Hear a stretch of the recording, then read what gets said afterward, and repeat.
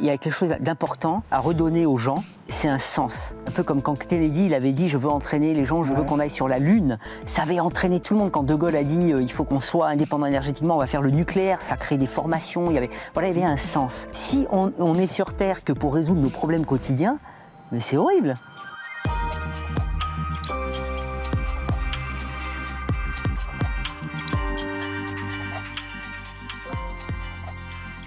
Patrick Michel, vous avez un métier super cool, vous êtes une sorte de gardien de la Terre, de surveillant, de protecteur. Pourquoi je dis ça? Parce que une partie de votre métier, c'est aussi de surveiller les géocroiseurs, c'est-à-dire ces astéroïdes dont l'orbite croise celle de la Terre. Un jour peut-être, il y a un risque qu'un de ces astéroïdes percute la Terre. Eh bien, une partie de votre travail, c'est de les surveiller et peut-être de l'empêcher. Oui, c'est ça. C'est Bruce Willis, l'observateur de Nice. Oui, alors Bruce Willis, sort les muscles, mais oui. Une parenthèse, vous avez conscience de ça? Non, en fait, ce dont j'ai conscience, c'est de la responsabilité qu'on a. On pourrait se dire, de tous les astéroïdes qu'on connaît, il n'y en a aucun qui nous menace sur le court terme. Donc pourquoi s'en occuper? Eh bien, ça, c'est une attitude responsable. C'est s'en occuper parce qu'on sait qu'un jour, ça arrivera. Donc autant s'assurer d'être prêt avant d'en avoir besoin. Parce que si jamais il fallait improviser, ça serait compliqué. Parce qu'on voit déjà toutes les étapes qu'il faut mener pour être prêt, ça prend du temps. Et le jour où un astéroïde arrive dessus, si on n'est pas prêt, on n'aura pas le temps de se préparer. Comme je dis toujours, les dinosaures auraient bien aimé avoir une agence spatiale pour s'occuper d'eux. Et en fait, quand il y a eu la pandémie, j'ai eu cette réflexion, mais c'est fou, on ne l'a pas fait pour ça. Alors que c'est la même chose, c'est des phénomènes à très faible probabilité, une pandémie mondiale. Mais les scientifiques disaient ça peut se produire, ça s'est déjà produit, comme pour les astéroïdes. C'est même inéluctable dans les deux cas. Mais oui. On ne connaît pas forcément la date, mais on sait que c'est inéluctable. La pandémie, comme l'astéroïde. Exactement. Un astéroïde qui percutera la Terre, il y en aura un, alors peut-être pas dans 50 ans. Certainement pas pendant notre durée de vie. Exactement. Mais peut-être dans des millénaires, mais on sait que ça se produira. Et on n'est toujours pas prêt, ce qui prouve que ça prend du temps. Mais on a bien avancé. Donc il y a 3 volets. En fait, il y a le volet prédiction, c'est-à-dire savoir détecter un danger. Ok. Il y a le volet prévention. Une fois que j'ai détecté un danger, quelles sont les méthodes pour m'en protéger? C'est exactement la même chose qu'une pandémie. Détecter qu'un virus peut arriver, est-ce qu'il est dangereux? Comment s'en protéger? Est-ce que je peux développer un vaccin? Est-ce que je peux dévier un astéroïde? Et comment je m'organise à l'échelle internationale pour qu'on ait une réponse coordonnée, cohérente? Et c'est pourquoi l'ONU a décidé de créer une Action Team 14, équipe d'action 14, dont je faisais partie, pour faire une recommandation. On a recommandé de mettre en place 2 groupes de travail qui ont en charge d'organiser une réponse coordonnée à l'international, ce qui fait que si un astéroïde arrive dessus, on sait qui sont les contacts et selon les scénarios, on n'aura pas à dire mais qui fait quoi, comment, etc. On commence à mettre des critères pour agir. Et alors qu'est-ce qui fait qu'un astéroïde est plus dangereux que les autres? Voilà. Donc un objet qui nous arrive dessus, il y a 2 choses, c'est combien de temps on a et quelle est sa taille. Voilà. Si un objet est très gros mais c'est dans 1 siècle, c'est moins grave qu'un objet un peu plus petit mais c'est dans 10 ans. Donc par exemple un objet de 1 km, c'est le seuil au-delà duquel l'objet, peu importe où il tombe sur Terre, c'est toute la Terre qui en subit des conséquences. C'est Mad Max. Voilà, c'est Mad Max. Et là, on connaît la plupart d'entre eux, il y en a à peu près 1 millier qui croisent la trajectoire de la Terre, 1 millier, et on en connaît plus de 90%. Et il n'y en a aucun qui nous menace sur nos échelles de prédiction qui sont de l'ordre du siècle. Oui, 1 millier sur le nombre que vous avez évoqué tout à l'heure, en fait c'est assez peu. C'est assez peu. Et les fréquences d'impact, c'est en moyenne tous les 500 000 ans. Donc on voit quand même qu'on a affaire à des fréquences très faibles. Mais bien sûr, quand je dis tous les 500 000 ans, c'est pas tous les 500 000 ans, c'est en moyenne. Donc c'est pour ça que c'est intéressant de les surveiller, mais il n'y en a aucun qui nous menace. Après, on va descendre en taille. Un objet de 140, on met 140 mètres, mais bon, c'est mètres de diamètre, c'est le seuil de catastrophe à l'échelle d'une région. C'est-à-dire que peu importe où il tombe, ça atteindra une région genre Île-de-France, et peut-être, selon sa densité, peut-être un peu plus. Une grande région, on va dire. Et là, on n'en connaît que 40%. Et ils sont une vingtaine de milliers. Mais les fréquences d'impact, c'est en moyenne tous les 10 000 ans. Donc, là encore, on peut se dire, tous les 10 000 ans, c'est pas grave, c'est très faible, etc. Mais il y en a quand même 60% qu'on ne connaît pas. Donc, il n'y a pas de raison de s'inquiéter.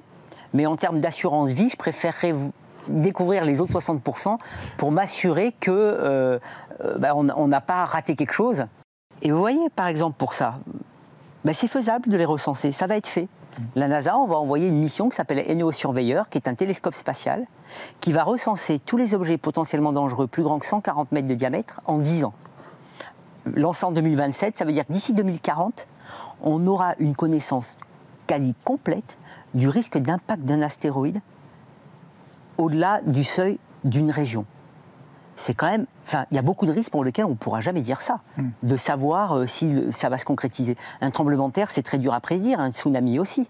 En parlant de tsunami, 140 mètres, si ça tombe dans l'eau, ça fait un gros tsunami, justement. Alors, ça peut faire un gros tsunami. Les calculs d'effet de chute dans l'eau d'astéroïdes sont très compliqués.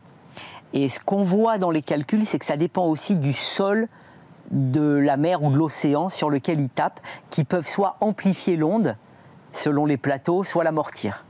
Donc, mais ça fait, oui, ça fera, si c'est proche d'une côte, ça fait un méga tsunami, hein, ça c'est sûr. Pour un coup, ça coûte combien une mission comme ENEO Surveyor? Une mission comme ENEO Surveyor, c'est quelques centaines de millions de dollars. Ça doit être, allez, pour vraiment extrapoler, dans les 600 millions de dollars, c'est 2 stades de foot. Ben, en Europe, c'est quoi? C'est peut-être 1 centime d'euro par Européen. Parce qu'une mission, quand je dis 600 millions de dollars, c'est 600 millions de dollars sur des échelles de temps qui sont de 10 à 15 ans. Et ce n'est pas 600 millions de dollars qu'on met dans la fusée, c'est 600 millions de dollars qui permettent de payer les salaires de ceux qui font la mission, en grande partie, de payer les instruments. Donc ça va dans l'économie. Donc ce n'est pas de l'argent en fait cramé. Souvent on a cette idée, ça coûte 600 millions de dollars, on a mis les 600 millions de dollars dans la fusée. Oui, pas du tout. Souvent on voit la fusée qui décolle. Non. Et on se dit voilà, c'est l'argent qui brûle. Non. Et puis ces 100 millions de dollars étalés sur des dizaines d'années. Donc quand on fait le coût, c'est pas très cher. Et moi je pense qu'il y a quelque chose d'important à redonner aux gens, c'est un sens. Il faut leur donner du sens à ce qu'on fait. On n'a pas plus cette vision. Un peu comme quand Kennedy il avait dit « je veux entraîner les gens, je veux qu'on aille sur la Lune ». Ça avait entraîné tout le monde. Quand De Gaulle a dit « il faut qu'on soit indépendant énergétiquement, on va faire le nucléaire », ça crée des formations, il y avait un sens. Mais vous ne sentez pas là une forme de retour en grâce du spatial quand même, avec tout ce qu'on peut dire sur Elon Musk, sur Jeff Bezos, avec ces programmes-là, etc. Ouais, mais ça devient péjoratif, parce que voilà, c'est des gens très riches, et la richesse c'est toujours vu en France en tous les cas, et dans beaucoup de pays, en oubliant tout le boulot qu'ils ont fait pour en arriver là. Hein. Alors c'est marrant parce que les mêmes gens qui critiqueraient des gens qui ont bossé comme Bezos, ils vont être fascinés par des influenceurs qui n'ont jamais rien fait pour être... Enfin, en ce moment, je trouve qu'il y a des valeurs un peu bizarres. Je pense qu'il faut qu'on retrouve cette quête de la connaissance. On dit souvent, mais à quoi ça sert ce que vous faites si on oublie les retours industriels, enfin les applications industrielles de ce qu'on fait, mais ça ne sert à rien de savoir comment l'univers est né. Mais non, ça sert. Parce que c'est les questions métaphysiques qu'on se pose. Si on est sur Terre que pour résoudre nos problèmes quotidiens, mais c'est horrible. Il faut qu'on soit relié aussi à des questions, à du rêve, à de l'émerveillement. C'est ça qui nous donne l'énergie de régler les autres problèmes. Et pour moi, c'est notre rôle. Et voilà, c'est tous ces messages-là, mais il faut qu'ils soient accompagnés de projets qui donnent du sens, qui permettent de dire aux gens, voilà, grâce à ça, on va vous dire, je dis une bêtise, mais si on est la seule planète à accueillir un océan liquide, c'est pourquoi on envoie une sonde pour aller voir le satellite Europe de Jupiter, qui a peut-être un océan à l'intérieur, pour voir si on est les seuls. Enfin, c'est des messages sympas. Ou alors on va protéger la Terre du risque d'impact, on est capable de le faire, on va se débarrasser d'un problème qui permet de faire de la science aussi, parce que de toute façon, peu importe la raison pour laquelle on étudie les astéroïdes, les connaissances qu'on obtient nourrissent la science, la défense planétaire, puisqu'on a besoin des mêmes informations. De quoi ils sont faits, comment ils répondent à une action externe. Donc tout ce qu'on a appris avec les missions Osiris-Rex et Hayabusa 2, en plus de nous dire qu'effectivement, parce qu'on ne l'a pas dit, les échantillons ont confirmé qu'ils ont des acides aminés, de l'eau et même des bases de l'ARN, de l'uracile. Donc ce lien avec l'émergence de la vie est conforté. Et bien en plus de nous dire ça, ils nous disent aussi comment ils réagissent, ce qui est important pour savoir les dévier. Donc tous ces projets-là nous permettent de répondre à des grandes questions scientifiques et à sauver la Terre d'un risque qui est majeur pour le coup, parce que si un gros objet nous arrive dessus, comme c'est arrivé il y a 65 millions d'années, on n'a pas envie que ça se reproduise et on a les moyens d'y faire face. Et ça, c'est pour ça d'ailleurs qu'il y a beaucoup de jeunes qui me sollicitent pour travailler sur ce sujet.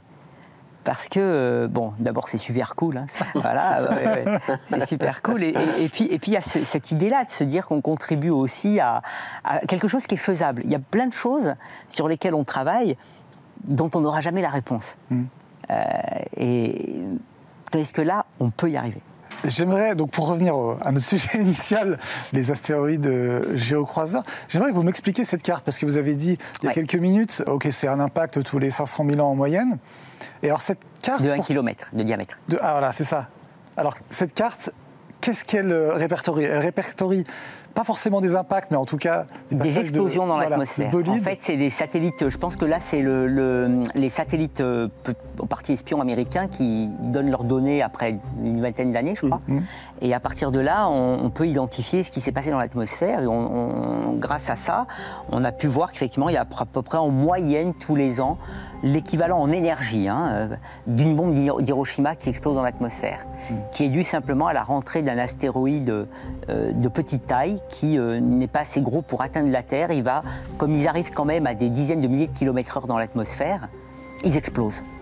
Et un cas frappant, c'est pour le cas de le dire, eh bien c'est le météore de Tcheliabinsk, donc c'est une ville en Russie, qui a subi l'explosion d'un météore dans l'atmosphère. C'est le gros point rouge sur la carte, on ne peut pas le rater. Ah ben voilà, à 27 km dans l'atmosphère, un objet de entre 15 et 20 mètres de diamètre qui a explosé avec une énergie équivalente à 35 bombes d'Hiroshima cette fois, c'est pas une, c'est 35, et qui a pulvérisé toutes les vitres des bâtiments de cette ville et les gens, il y a eu 1000 blessés, parce qu'en fait quand ils ont vu la lumière de l'explosion, ils sont allés voir aux vitres et quand le bruit est arrivé, paf, ça a explosé, ils se sont pris les bris de verre.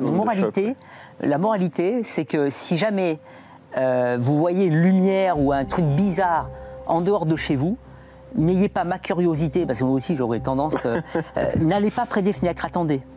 Parce que ça peut vous éviter ce genre de choses. C'est là qu'on peut se blesser. Voilà, et quelques années avant, en 1908, longtemps avant, il y avait l'explosion d'un objet de 50 mètres de diamètre, le 30 juin 1908, au-dessus de la forêt de la Tunguska en Sibérie, qui a pulvérisé 2000 km² de forêt. Là, c'est 3 heures après, c'était Paris qui y passait. Ça c'est des choses qu'on ne peut pas vraiment bien prévoir. 3 heures après, parce que rotation de la Terre, et donc... 3 heures après, voilà. Ouais. Et en fait, la bonne nouvelle quand même, c'est que les événements locaux ont plus de probabilité de se produire au-dessus de déserts parce que finalement, même si on dit qu'on est surpeuplé sur Terre, c'est parce qu'on veut tous être au même endroit. En fait, il y a plein de déserts et 2 tiers d'eau. Donc la probabilité qu'un événement local se produise au-dessus d'une zone habitée est faible. C'est pourquoi on a mis le seuil de détection d'objets à 140 mètres, parce qu'on sait qu'au-delà de ce seuil, peu importe où il tombe, ça atteindra des zones habitées. Et ils sont suffisamment peu nombreux qu'on puisse tous les répertorier. Alors que si on descend en taille, là il faudrait des gros budgets, des gros télescopes pour les répertorier, et ils ne font que des dégâts locaux qui, la plupart du temps, se produisent en dehors de zones habitées. Tristan, vous vous occupiez déjà de ces sujets à l'époque, vous vous souvenez? Ah oui, je me rappelle le matin où je suis arrivé, je crois que c'est la première fois Figaro, ils étaient contents d'avoir un journaliste scientifique au web de permanence.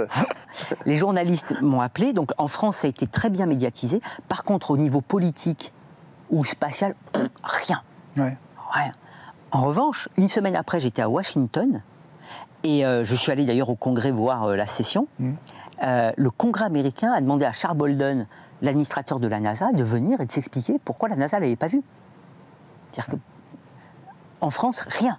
Et c'est à partir de là que la NASA a mis en place le Bureau de coordination de défense planétaire. C'est à cause de cet événement, parce qu'ils se sont aperçus qu'il manquait institutionnellement un bureau pour s'occuper de ça et qu'il fallait commencer à organiser les choses. Et je suis d'ailleurs très heureux aussi qu'en France, enfin, et cette année même, la défense planétaire soit plus officiellement reconnue. Et en plus, c'est cool. Et en plus, c'est cool.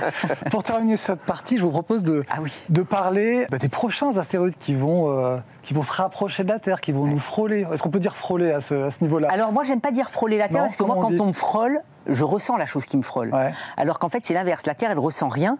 C'est l'astéroïde qui va sentir l'attraction de la Terre. Donc je préfère dire que la Terre va frôler un astéroïde que l'astéroïde va frôler la Terre. Donc celui-ci, vous le reconnaissez? C'est Apophis. 2024 YR4. De toute façon, quand ils sont sur la sphère céleste, c'est que des petits points lumineux, ils se ressemblent tous. Alors celui-ci, par contre, on en parle pas mal en ce moment, parce qu'on s'est rendu compte que peut-être il avait une petite chance de toucher non pas la Terre, mais la Lune. Alors ça vaut le coup d'en parler, parce que c'est encore une fois une bonne nouvelle. Le 27 décembre, un observatoire au Chili américain détecte un petit objet qui fait, sur la base de sa lumière, entre 30 et 90 mètres de diamètre. Dès qu'un objet est détecté, ces coordonnées sont soumises au Centre des planètes mineures qui les envoie à la NASA et à l'ESA qui, de façon automatique, calculent les probabilités d'impact avec la Terre. D'accord ? Donc, systématiquement, on a maintenant un monitoring, une surveillance automatique du ciel et des probabilités d'impact qui sont calculées. Alors évidemment, les premières observations qu'on a d'un objet nous donnent une très faible précision sur sa trajectoire. Donc quand on extrapole dans le temps la trajectoire, on a plein de solutions, puisqu'on ne sait pas exactement où il est. Et il se trouve que l'évolution d'un objet est très sensible aux conditions de départ que l'on prend. Donc si les conditions de départ sont mal connues, on a plein de solutions.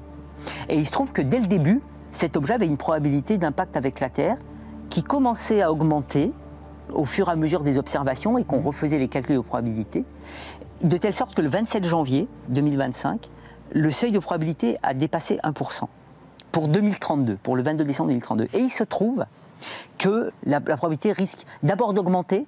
Alors c'est dur à expliquer à la télé et en radio, mais d'abord d'augmenter et d'après notre extrapolation, ça va s'annuler parce qu'on voit l'incertitude qu'on a sur la trajectoire et la plupart des solutions ne mènent pas à la Terre. Et donc j'ai pu expliquer ça. Ouais. Vous avez cru à un moment que c'était une éventualité et finalement non, c'en est Ça, plus. je peux vous expliquer. Il y a une ellipse d'incertitude. La Terre est dedans. Ouais. Au début, l'ellipse est très grande. La Terre est dedans, le risque est faible. L'ellipse se réduit, la Terre reste dedans, le risque augmente. Puis au bout d'un moment, l'ellipse se réduit, la Terre sort de l'ellipse, le risque passe à 0. Voilà. Okay. Donc c'est ça qui explique Exactement. En fait, l'idée, c'est simple. C'est que prenez un ballon de football et un footballeur. Il veut tirer dans les cages. On voit bien, et c'est pour ça qu'il nous faut des footballeurs professionnels, que la trajectoire du ballon dépend sensiblement de la position du pied au moment où il tape le ballon. Si le pied il est comme ça, le ballon il va peut-être aller là, mais une toute petite différence, le ballon il rate les cages. Okay ? Eh bien, le problème qu'on a avec les astéroïdes, c'est que la position de départ, c'est comme le pied du ballon, le pied qui va taper le ballon, on ne sait pas exactement comment il est. Donc quand je fais un calcul de son évolution, je trouve plein de trajectoires. Ça peut rater les cages ou pas rater les cages, jusqu'à ce que, en faisant de plus en plus d'observations, eh bien, je connais mieux la position de mon pied et j'élimine des trajectoires que j'avais avant. Et si la Terre est toujours dans les trajectoires, ben, comme il y a moins de trajectoires possibles, il y a plus de trajectoires qui mènent à la Terre, relativement, jusqu'à ce que ça quitte. Et en un mois, on a pu l'annuler, puisque je crois que c'était le 21 février ou le 22 février, on avait les dernières observations qui écartaient définitivement le risque pour la Terre, mais par contre décalaient cette ellipse d'incertitude dont parlait Tristan vers la Lune. Et maintenant, à la Lune, ça monte à 3,7%. Ça serait génial. Et alors, qu'est-ce qui se passe si ça se produit ? Il faut dire qu'une demande a été faite au télescope James Webb pour l'observer. Affiner le diamètre, il fait 60 mètres à peu près cet objet. Okay. Donc c'est la moitié d'un stade de foot, il est tout petit. Mais s'il tape la Lune, il va nous faire un cratère. Alors c'est facile, la taille d'un cratère, c'est à peu près 10 à 20 fois la taille d'un projectile. C'est facile, rappelez-vous ça. Donc 60 mètres, il va faire entre 600 mètres et 1,2 km. Mais c'est une expérience d'impact naturel extraordinaire pour vérifier, justement. Est-ce qu'il fera vraiment 10 à 20 fois la taille? On voit de temps à autre des impacts sur la Lune. Oui, on voit des flashs, effectivement, mais pas de cette taille-là. Et ça serait génial. Il faudrait qu'on envoie un CubeSat pour observer ce qui se passe. D'ailleurs, on y réfléchit, parce que c'est 2032, donc on a le temps. Vous avez encore un peu le temps? On a le temps, non, c'est... Voilà, donc tout ça pour dire que cet objet-là nous a permis de démontrer que la coordination internationale qu'on a mise en œuvre est somme toute assez efficace et robuste. Ce que j'ai jamais dit, par contre, c'est que si la probabilité n'avait pas été annulée lorsqu'on le perdait, le prochain passage n'était pas avant 2028, pour pouvoir à nouveau affiner sa trajectoire et vérifier s'il nous tombait dessus en 2032.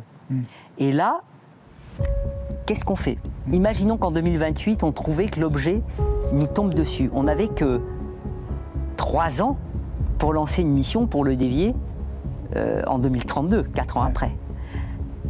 Je ne sais pas si on avait le temps de faire quelque chose. Juste. Donc l'autre chose qu'on pouvait faire, et d'ailleurs on avait prévu une réunion dans une semaine dans l'autre groupe de travail avec les agences spatiales, si jamais il y avait la probabilité restée, pour savoir qu'est-ce qu'on fait. Est-ce qu'on aurait pu décider par exemple d'envoyer une mission précurseur pour voir de quoi il est fait, pour après se préparer à une déviation. Enfin, tout ça pour dire que cet objet-là nous a quand même montré que le mieux, c'est de pouvoir anticiper bien à l'avance, parce que même là, même en sachant, je pense qu'on aurait réussi à faire quelque chose, mais le temps était serré. Si on avait envoyé une sonde pour le dévier en 2028, c'était one shot. Hein. Et il vaut mieux un coup, hein. Donc il vaut mieux avoir de la redondance et donc pouvoir anticiper. Voilà. On va en parler dans un instant des sondes, mais juste avant, un dernier mot. Celui-ci, vous l'avez reconnu ou... Alors attendez, ça c'est Apophis, non? Ça c'est Apophis, ouais. Bien joué.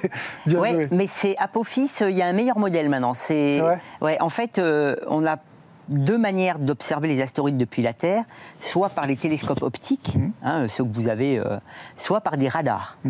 Et en fait, on balance des ondes radars et elles réfléchissent, et selon comment elles réfléchissent, on peut avoir une meilleure idée de la forme d'un objet. Et Apophis, qui fait entre 300 et 400 mètres de diamètre, d'après les dernières données radars, ressemble à ce qu'on appelle un binaire en contact, c'est-à-dire deux roches collées l'une à l'autre. Un petit peu deux lobes. Un peu comme Rosetta. Un peu comme Rosetta, voilà, un peu comme la comète 67P. Et cet astéroïde Apophis, c'est aussi toute une histoire. D'ailleurs, tiens, ça me permet de faire le lien avec 2024 YRK4. L'astéroïde Apophis a été découvert 20 ans avant, exactement, avant 2024 YRK4. C'était en décembre 2004. Et les premières données, dans la journée, nous disaient qu'il y avait une probabilité de 2%, de 2,7%, d'entrer en collision avec la Terre en 2029, le vendredi 13 avril 2029 en plus. Et cet astéroïde, on a très vite éliminé la collision avec la Terre le vendredi 13 avril 2029, et en fait, il va passer à 32 000 km de la Terre, c'est-à-dire à l'intérieur de la trajectoire des satellites géosynchrones, hein, les satellites artificiels qui voient toujours le même point sur Terre, qui sont à 36 000 km. Donc il va passer à l'intérieur de ça. Et il fait 340 mètres, ça veut dire qu'on le verra, sa lumière à l'œil nu, depuis l'Europe, l'Afrique et une partie du Moyen-Orient. Et ça va être un spectacle. Le soir du vendredi 13 avril, plus de 2 milliards de personnes pourront voir les yeux au ciel la lumière d'un astéroïde. C'est d'ailleurs une opportunité tellement incroyable, ça se produit une fois tous les 7000 ans, hein, donc pour nous c'est une seule fois, et qu'on a réussi à faire passer une résolution à l'ONU qui a été adoptée en décembre 2024, qui fait de 2029 l'année de la sensibilisation aux astéroïdes et à la défense planétaire, pour organiser des événements dans le monde entier. D'abord, avant le passage, pour bien insister sur le fait que Apophis va rater la Terre, Apophis va rater la Terre, Apophis va rater la Terre, bien rassuré, parce que même des chaînes sérieuses que je nommerai pas de télé ont raconté n'importe quoi il y a encore un an sur cet astéroïde. Ouais. Et de chaînes sérieuses, je parle. Alors, pour leur défense, il a quand même été appelé Apophis. Oui. Qui est quand même l'incarnation du chaos dans la mythologie égyptienne. Et puis en plus, vendredi 13 avril, j'avoue qu'on n'a pas fait fort. Mais c'était des fans... des théories du complot, hein. Voilà, les Mayas vont être de retour. Mais les découvreurs d'Apophis, c'était des fans de Stargate. C'est en référence à la série, ouais, le méchant dans Stargate. Ouais, c'est ça. Donc du coup, c'était un petit peu ça. Ils n'ont pas vu l'erreur de communication que ça faisait. Mais en fait, non, c'est une opportunité géniale, parce qu'en fait, il va passer tellement près de la Terre que les forces de marée terrestres, les forces de marée qui sont celles qui font que nos eaux bougent à cause de la Lune, et bien là c'est l'inverse, la Terre va faire le même effet sur l'astéroïde, et donc l'astéroïde peut avoir ses propriétés qui vont changer pendant ce passage. Et ça c'est extraordinaire, parce que ce que je vous ai dit tout à l'heure, c'est que ces astéroïdes défient notre intuition, ils ont un comportement qui n'est pas celui que notre intuition prédit, parce que nous on est soumis à la gravité de la Terre, et eux ils évoluent dans un environnement d'attraction très faible, parce qu'ils sont très petits, et donc, on n'a pas cette intuition de savoir comment la matière évolue sur leur surface. Et jusqu'à maintenant, toutes les interactions qu'on a faites pour comprendre ce comportement ont été faites par nous, soit en récoltant un échantillon, soit en les déviant, en faisant un cratère. Là, la nature fait le job pour nous. Elle nous offre les forces de marée de la Terre. On n'a qu'à être là pour observer ce qui se passe. C'est pourquoi on a un engouement pour aller rendre visite à Apophis avec des missions spatiales, pour pouvoir observer cette occasion unique de voir comment les forces naturelles agissent sur un astéroïde, c'est qu'il y a des tas d'implications scientifiques et pour la défense planétaire. Parce que la défense planétaire, c'est aussi comprendre ces objets et savoir comment ils réagissent à ce qu'on leur fait subir, que ce soit pour les dévier ou que ce soit des forces de marée. Donc c'est pour ça qu'on a cet objectif-là d'aller voir Apophis et de comprendre un petit peu comment il va réagir aux forces de marée quand la Terre va le frôler. Vous serez responsable de ces missions Voilà, alors à l'Agence spatiale européenne, on est en train de développer une mission qui s'appelle Ramsès, qui doit partir en 2028, donc dans 3 ans, et dont l'approbation finale doit se produire au Conseil ministériel de novembre 2025 de l'Agence spatiale européenne, et qui doit partir pour aller voir Apophis et mesurer ses propriétés avant la rencontre avec la Terre, voir comment ces propriétés évoluent et changent pendant la rencontre, et voir après comment ils continuent à évoluer. En déposant, en principe, un sismomètre à la surface de l'astéroïde, fait par la France. Une de mes anciennes étudiantes, Naomi Murdoch, à Supaéro, développe un géophone qu'on doit poser et qui va mesurer comment l'astéroïde vibre et comment les vibrations sismiques se développent dans l'astéroïde, ce qui nous donne des informations sur la structure interne. Et il faut se rendre compte d'une chose, c'est que la sismologie, qui est l'étude de comment les ondes sismiques se propagent, qu'on fait sur Terre, etc., on a des décennies d'observations et de mesures sur Terre, sur la Lune, même sur Mars. En France, on est très très fort. On a fait l'instrument qui est sur la mission InSight de la NASA. CEIS. Voilà, CEIS, qui est sur Mars et qui mesure les vibrations de Mars. Eh bien, on va pour la première fois dans l'histoire faire la même chose sur un astéroïde. C'est extraordinaire. Et on va sonder son intérieur avec un radar aussi, qui est aussi français. Alain Eric, à l'Observatoire de Grenoble. Donc voilà, une grosse expertise française dans ces domaines. Merci à vous de nous avoir suivis et on se retrouve très vite pour ce prochain numéro du Planétarium du Figaro.